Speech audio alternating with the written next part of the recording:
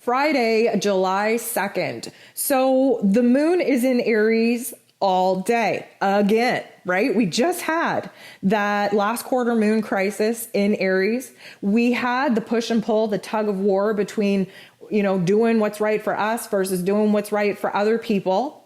We had that whole conversation. We were a little bit torn. We probably didn't get anything done. And the moon goes ahead and makes 6 different aspects today. The first being with Uranus, which is waking up with a totally different perspective, a little bit more balanced of a perspective, recognizing where, yes, we can still pour our passion and our desire into a brand new path, but we have to take it slow. We do have to follow a certain pattern, a certain progressive path in order to do things right.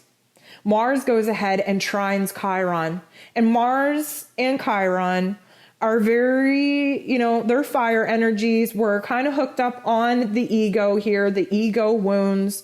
Mars in Leo is very prideful, just like the lion, very brave, very confident, a little bit dramatic, to be honest with you. Like standing out on the edge, just roaring, just to let the people know in the jungle that like who's in boss here.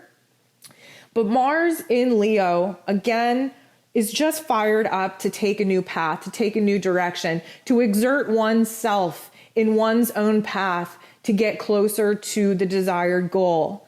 But Chiron wants to remind us that yes, we are in a healing cycle right now. Yes, we are closing the chapter on some wounds, but we can't accumulate new wounds by going after what it is that we want. Meaning, if Mars, who is in Leo, let's use the jungle analogy for a second. If the lion knows that he rules the jungle, know that he's proud, know that he's the leader of the pack, knows that he is king of the jungle, and wants, a certain lioness, right? And this lioness wants nothing to do with him. Well, do we recognize that, our ego is going to be hurt because this lioness is going to put us on blast and just embarrass us in front of the rest of the lionesses in the jungle? Like, that is an ego wound, right?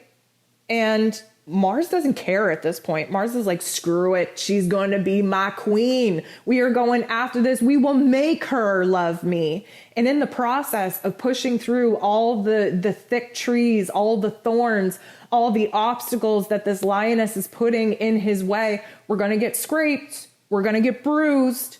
We're going to lose patches of fur rubbing up against things that are meant to deter us from pursuing this lioness that does not want anything to do with us. And then at the end of the day, we actually reach her and we're standing there all bloody and bruised, missing patches of fur. Well, you don't really look like the kind of king that I want to stand beside because you're not honoring what it is that I want. So we're going to be finding that the wounds are ego wounds that we are being illuminated for us right now, because there's a part of us that wants to push through, every challenge, every obstacle, every wall that we're banging our head against, not recognizing that banging our head against a wall will likely lead to a concussion. So yeah, we want to be brave, we want to be confident, we want to take action to move forward, but not if it's going to accumulate more wounds in the long run. The moon goes ahead and has an aspect with Jupiter. This is going to just put the emphasis, turn the volume all the way up on listening to our intuition. Now, the moon in Aries is bold, is brave, is fired up, is a little bit irritable because wants everything to happen yesterday. And Jupiter in Pisces retrograde is just like, hey, we need to go with the flow. This doesn't feel right in our gut. This doesn't feel aligned with our higher self, our higher truth. We have to wait until we get the intuitive get up and go in order to take this action. And of course, the moon in Aries wants nothing to do with that. So he goes ahead and sextiles Mercury. Sextile is a good energy, but Mercury is just like trying to pep talk the moon in Aries, like, dude, we have to do this strategically, okay? We have to think about this in a different aspect because you're going to get yourself in trouble here. We have a lot of opportunity on our plate right now. We have a lot of territory to conquer. But we can't just burn ourselves out or else we're never going to get to the end. That is one of the Aryan energy's downfalls, is jumping into something so passionately, so excitably, that they burn themselves out long before they ever reach an end goal. And right now, initiating a new path, our goals are too important to screw up right now. There are so many beautiful opportunities coming to us. We got to do this right. We're not going to get a second chance at this. We can look back in our past patterns and behaviors and recognize where it is that we jumped the gun too quick and where it is that we actually set ourselves up for sabotage. We don't want to do that anymore. There's too much riding on this. So Mercury goes ahead and says, you know what? I've done my best trying to calm this moon energy down. I got to go have a conversation with Pluto. Pluto, of course, retrograde in Capricorn, doing an inner renovation of our fears and our insecurities and our vulnerabilities, and where those emotions are blocking us from moving forward and truly stepping to our power and rebirthing ourselves in a brand new way. And Mercury, who is now super, super keen here, we're just days away from him being in his most powerful position up to full speed. Mercury is like, hey, Pluto, what is the issue here? I know we're cutting the cord off. I know we're moving away from some things, but why is the rebirthing process taking so long? Why does the transformation process take so long? You got the moon in Aries over here just burning a fire, ready to take action. And, technically he's wasting all this energy because we're reaching blocks. We're reaching emotional blocks. We're reaching mental blocks. Mercury, of course, ruling over communication, wants to, bring up some of these topics and themes, especially in our personal relationships, that are preventing us from moving forward. And Pluto is like, listen, you have to respect the process. You're exactly where it is that you need to be. You have to give the mental plane time to adjust to the new plans, the new perspectives. You have to give time to allow relationships and the communication styles within it to organically unfold. You have to just be patient with the process. It's going to happen, right? You hold the power. It's going to happen, but you have to be patient with the process. So, Mercury is like, well, damn, this is not going to make the moon in Aries very happy. The moon in Aries overhears this, is like, screw this. I want to dream a bigger dream. I want to check out right now. I'm tired of this. I am tired of waiting. I'm wasting my time. I'm wasting my energy. I want to start something new. What do I want to start? And so he goes and has a conversation with Neptune. Neptune, of course, in his place of power in Pisces, in a retrograde now, slapping the rose-colored glasses off of our face. Neptune is like, damn, you have got to be joking. You just came up with this new dream 3 days ago.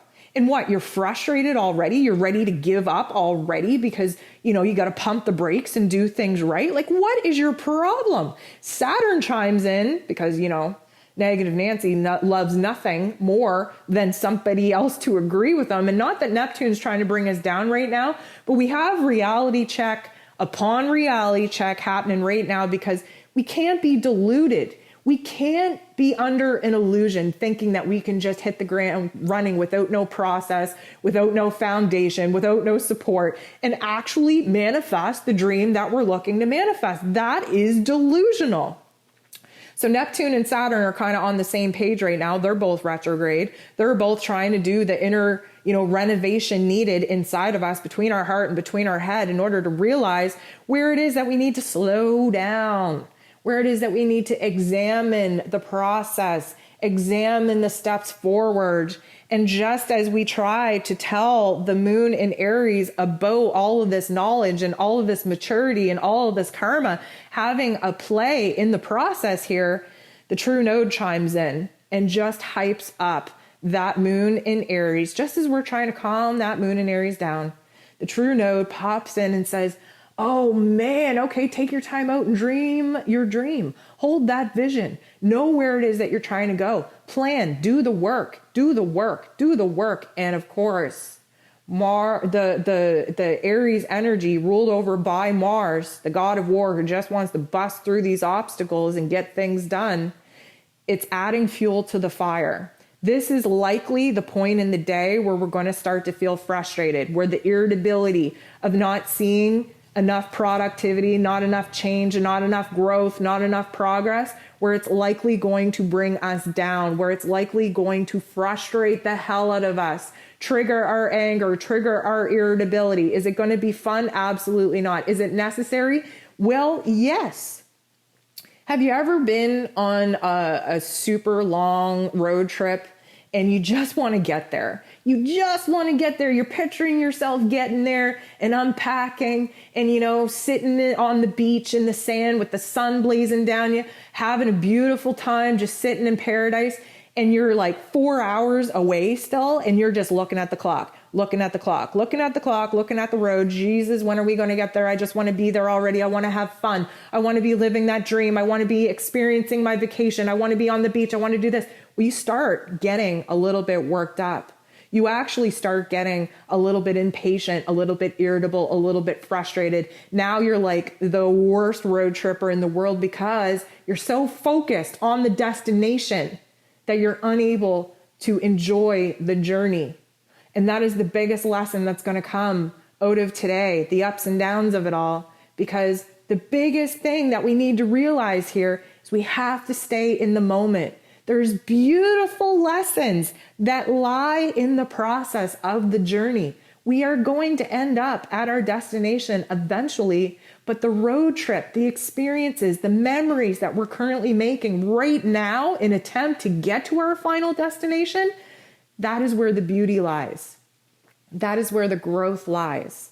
That is where we have to accept willingly that, you know what, I want this road trip to fast forward, but look at the scenery.